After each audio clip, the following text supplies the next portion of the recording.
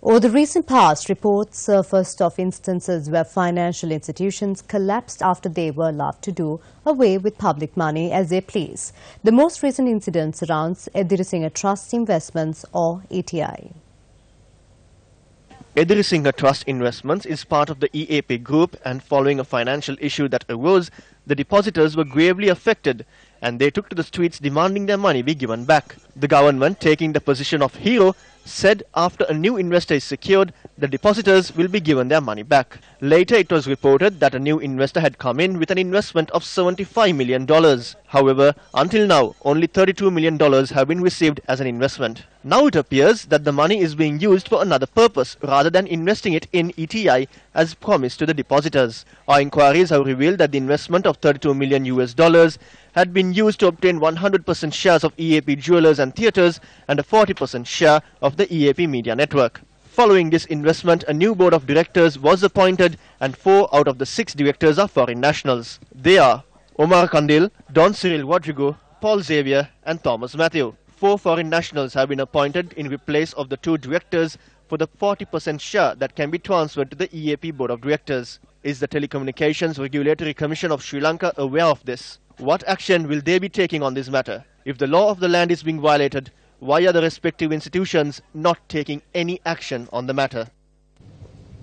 Now, the depositors at ETI have not been able to get their money back because the respective regulators have not taken proper action.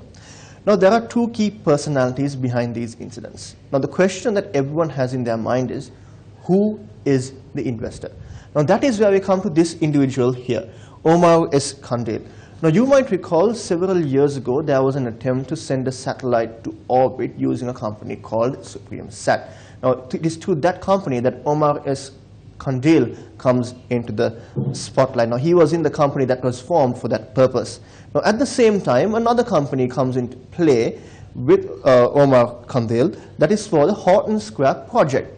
Now, on this individual, the next individual, Jaisudev Jairam, is listed as a director in the Horton Scrap project.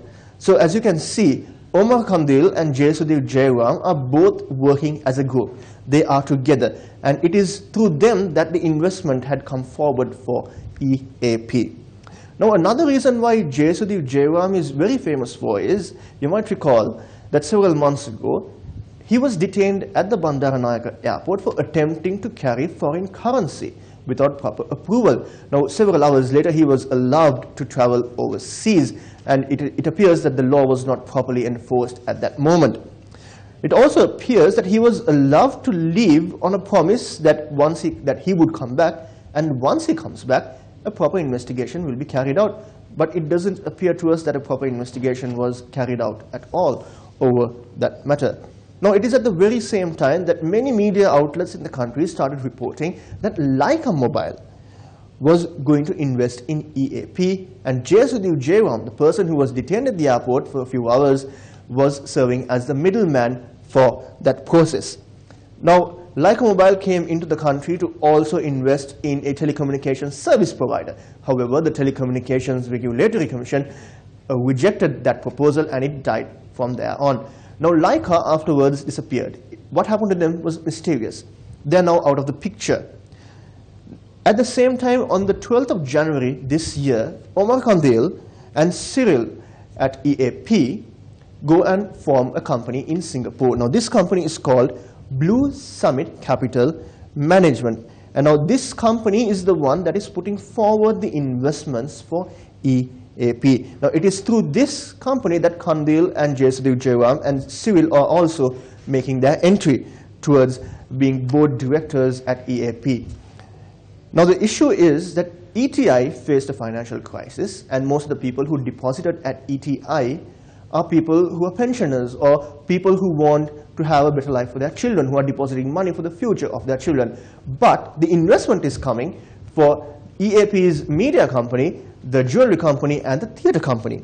So legally, only 40% can be owned by foreigners, and legally, 2% to foreigners can be appointed as board directors, which will amount to 40%. However, if you take a look closely, there are 4 foreigners who have been appointed as directors. Now, that is more than 40%. It's like 66%. Now the regulations are done by the central bank's non-banking financial supervisory department. Now, a proposal was also made regarding the board of directors that there needs to be changes as well. However, it appears that nothing was done and those people continue to function in the parent company of EAP. Now, that is where we come to another important individual called Mano Thittawala. Now, Mano Thittawala used to be, he's also the senior advisor to the Ministry of Finance and Mass Media. Now, he was also the chairman of the Insurance Regulatory Commission and is also the chairman of EAP. Now, during the presidency of Chandrika Bandaranayake Kumaratunga, Mano Thittawala worked as a Director General of the Public Enterprises Reform Commission.